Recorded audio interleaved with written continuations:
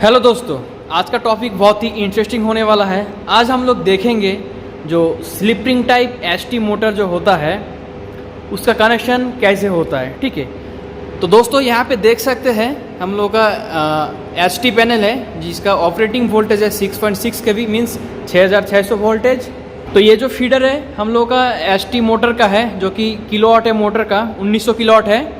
और ऑपरेटिंग जो होता है VCV सर्किट ब्रेकर से होता है, वैक्यूम सर्किट ब्रेकर। ठीक है, अंदर पे यहाँ पे देख सकते हैं VCV है। ठीक है, यहाँ पे देख सकते हैं पूरा ऊपर में उसका कंट्रोलिंग पैनल, मीटरिंग पैनल और नीचे साइड VCV रहता है। ठीक है, तो हम लोग यहाँ से लेके फील्ड तक जहाँ पे मोटर है वहाँ तक कैसे कनेक्शन होता है, और मोटर के साथ साथ हम लोग LRS यूज़ करते हैं मोटर को स्टार्टिंग करने के लिए। ठीक है, तो LRS का भी कनेक्शन कैसे होता है वो भी हम लोग देखेंगे।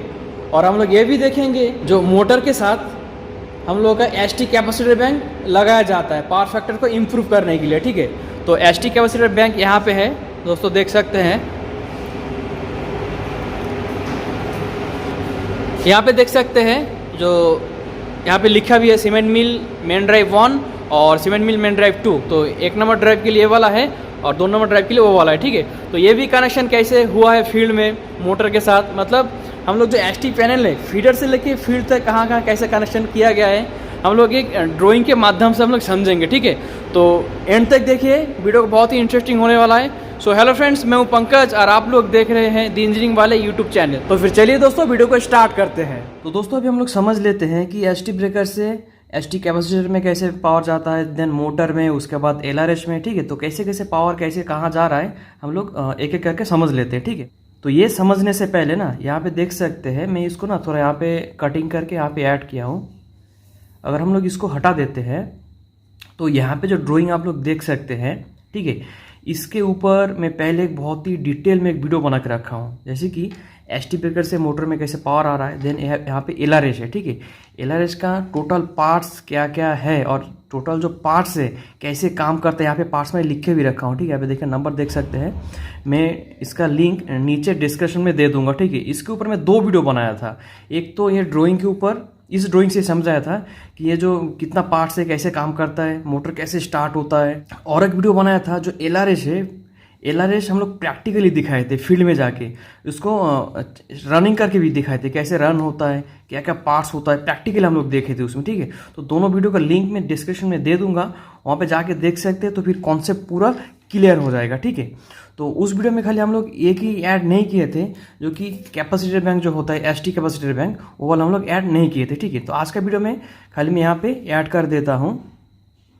यहाँ पे देख सकते हैं, यहाँ पे ऐड कर दिया हूँ। ठीक है, तो अभी हम लोग समझ लेते हैं। तो ये रहा हम लोग का VCB जो कि वीडियो के स्टार्टिंग में ही दिखाया था, जो कि एसटी पैनल में था। ठीक है, वैक्यूम सर्किट ब्रेकर होता है। तो देखिए यहाँ पे, यहाँ से सीधा पावर आ रहा है हम लोग का ROIB मोटर में। ठीक है, आप लोगों को पता होगा जो स्लिपिंग टाइप मोटर होता है उसमें रोटर में भी वाइंडिंग होता है और स्टेटर में भी वाइंडिंग होता है। ठीक है, अब ये जो पावर हम लोग दे रहे हैं कहाँ पे, स्टेटर में। ठीक है, और जो मोटर का 6 टर्मिनल रहता है, तो एक टर्मिनल हम लोग शॉर्ट करते, स्टार कनेक्शन करते हैं। ठीक है, तो बेसिकली जितना भी एसटी मोटर होता है ना हम लोग स्टार कनेक्शन करते हैं। ठीक है, तो ये वाला भी मोटर स्टार कनेक्शन पे है। तो यहाँ पे VCB से पावर डायरेक्ट कहाँ पे आ गया, मोटर में, जो कि स्टेटर में। ठीक है, ROIB। फिर यहाँ पे देख सकते हैं उसके बाद 3 स्लिप रिंग है, 1 2 3 RYB के लिए। ठीक है, और यहाँ पे ब्लैक ब्लैक कलर यहाँ पे देख सकते हैं, ये इसको बोला जाता है कार्बन ब्रशेस। कार्बन ब्रशेस का काम क्या होता है, किसी भी रोटेटिंग अगर कुछ पार्ट्स रहता है, अगर मतलब रोटेट करता रहता है, तो उसमें उससे हम लोग आसानी से पावर ले सकते हैं कार्बन ब्रश के थ्रू से। ठीक है, आप लोग पढ़े भी होंगे कार्बन ब्रश क्या होता है। ठीक है, जो DC मोटर में लगा हुआ रहता है, कम्यूटेटर रहता है, कार्बन ब्रशेस रहता है, सेम ऐसा ही है। ठीक है, तो ये कार्बन ब्रश के थ्रू हम लोग कहाँ दे रहे हैं पावर, ये जो LRS है यहाँ पे पावर आता है। ठीक है, फिर क्या होता है देखिए, देखिए यहाँ से सीधा तीन फेज यहाँ पे आ गया। आने के बाद कहाँ है, यहाँ पे एक शॉर्टिंग कॉन्टेक्टर रहता है। ओके, इसको शॉर्टिंग कॉन्टेक्टर बोला जाता है।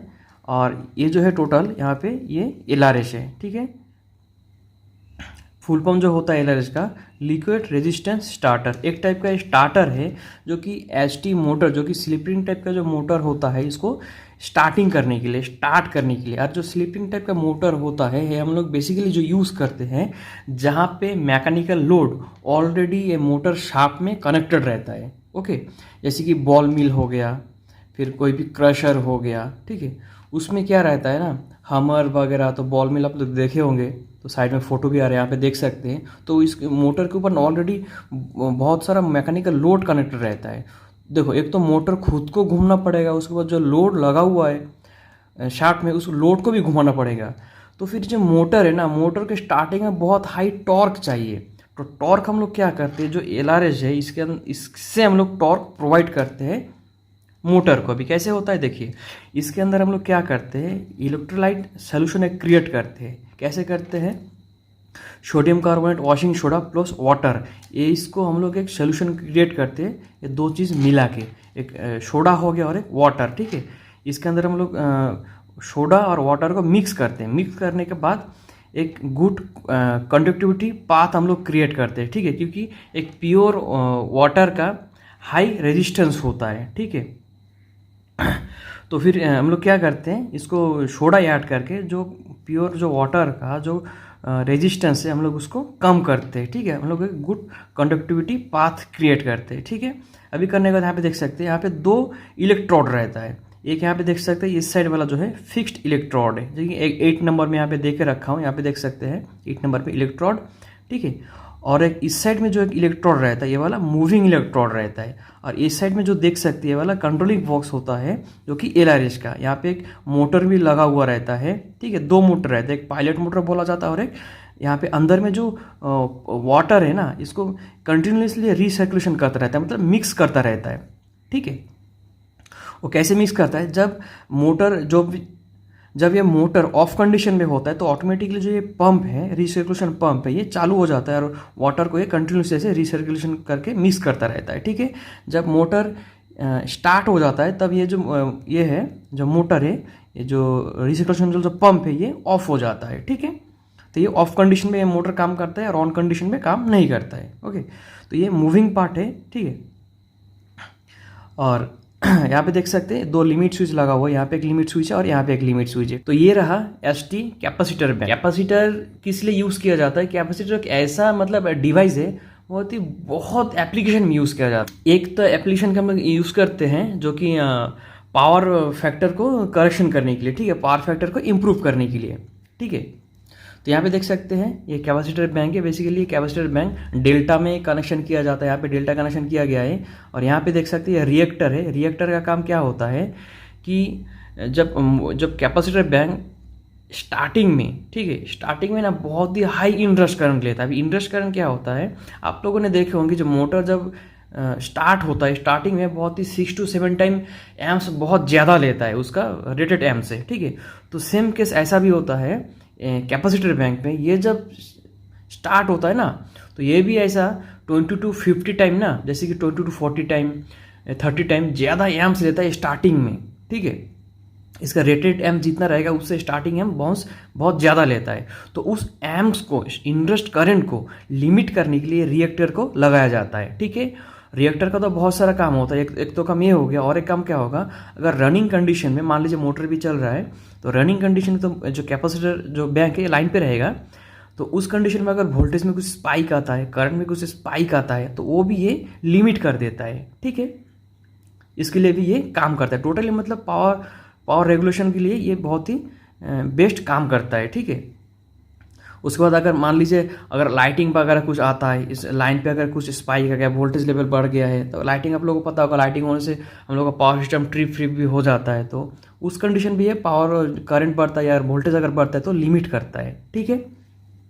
तो बेसिकली रिएक्टर काम ऐसे करता है। और उससे पहले यहाँ पे फ्यूज़ लगा हुआ है प्रोटेक्शन के लिए, ठीक है। अभी हम लोग देखते हैं टोटल अभी काम कैसे करता है। पार्ट्स तो जान लिए आप लोग, ठीक है। तो ये रहा हम लोग का मेन VCB, यहाँ से पावर यहाँ पे आएगा। पावर आने के बाद इस यहाँ से हम लोग अटैच कर दिए हैं 3 केबल लेके कार्बन के थ्रू शॉर्टिंग कंडक्टर को, ठीक है। जब ये मोटर स्टार्ट होगा, ठीक है, स्टार्ट होने के बाद हम लोग ने क्या किया, यहाँ पे इसका जो रोटर है, रोटर के साथ कनेक्टेड होता है LRS, याद रखिएगा, ठीक है। तो यहाँ पे है देखिए, ये जो 3 केबल है यहाँ पे आया है, ठीक है। ये जो नीचे से शॉर्टिंग कॉन्टैक्टर है यहाँ पे लगा हुआ है, और ये जो है फिक्स्ड कॉन्टैक्ट, ठीक है, और ये जो है मूविंग कॉन्टैक्ट, ठीक है। जब ये मोटर स्टार्ट होगा तो बीच में देख सकते हैं यहाँ पे जो डॉटेड डॉटेड अभी यहाँ पे शो कर रहे हैं, ये हम लोग का इलेक्ट्रोलाइट सोल्यूशन है, ठीक है। एक टाइप के यहाँ पे रेजिस्टेंस हम लोग ने क्रिएट कर दिए है, ठीक है। आप लोगों ने पढ़ा होगा कि डीसी मोटर में 4 pin type register, 5 pin type register ऐसे रहता है, हम लोग उसको धीरे धीरे चेंज करने से मोटर का स्पीड बढ़ता है, ऐसा कुछ पढ़े होंगे। स्टार्टर वो रहता है, ठीक है। तो सेम टाइप का एक स्टार्टर है मोटर को, मतलब जब ये स्टार्टिंग होगा, ठीक है, क्योंकि इसमें बहुत ही हैवी लोड कनेक्टर रहता है, स्टार्टिंग में स्मूथली स्टार्ट होगा, करंट भी कम लेगा मोटर, और आपका टॉर्क भी ज़्यादा मिलेगा, ठीक है। तो जब ये स्टार्ट हो जाता है, स्टार्ट होने के बाद देखिएगा यहाँ पे ना टाइमर लगा जाता है, जब जो कंट्रोल बॉक्स है, ठीक है। उस टाइम के बाद ये जो मूविंग कॉन्टैक्ट है ना, ये धीरे धीरे ना ऐसे आगे आएगा, ठीक है। धीरे धीरे ऐसे आगे आएगा। आगे आने के बाद एक टाइम ऐसा आएगा यहाँ पे जो फिक्स्ड कॉन्टैक्ट है और जो मूविंग कॉन्टैक्ट है आके यहाँ पे पूरा टच हो जाएगा। टच होने के बाद ये जो हम लोग का जो रोटर है, रोटर का जो सर्किट है टोटल यहाँ पे क्लोज लूप हो जाएगा, मतलब शॉर्ट हो जाएगा। उसके बाद जो एलआरएस है, एलआरएस का काम कुछ नहीं रहेगा, ठीक है। अभी देखिए, अभी तो यहाँ डिस्टेंस पे है, अभी यहाँ पे इसके अंदर रेजिस्टेंस है। तो जब ये धीरे धीरे जितना आगे आएगा ना, तो ये जो मोटर है, मोटर का स्पीड भी धीरे धीरे बढ़ता जाएगा, ठीक है। पहले तो धीरे धीरे स्टार्ट होगा, ठीक है, क्योंकि अभी डिस्टेंस पे जब ये धीरे धीरे आगे आएगा तब ये मोटर है धीरे धीरे इसका स्पीड भी बढ़ेगा। ये जितना आगे आएगा उतना धीरे धीरे स्पीड बढ़ेगा, ठीक है।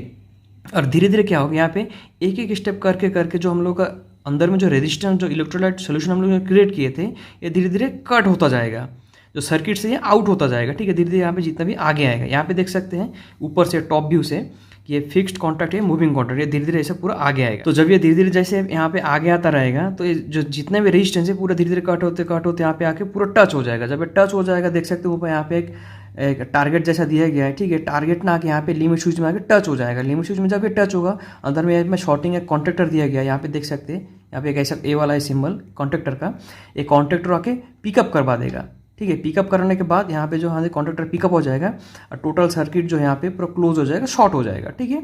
शॉर्ट होने के बाद हम लोग का जो एलआरएस है, एलआरएस का काम खत्म, मोटर स्टार्ट हो गया। उसके बाद ये मोटर है, इसका जितना भी आरपीएम है उतना आरपीएम में घूमना स्टार्ट हो जाएगा, ओके।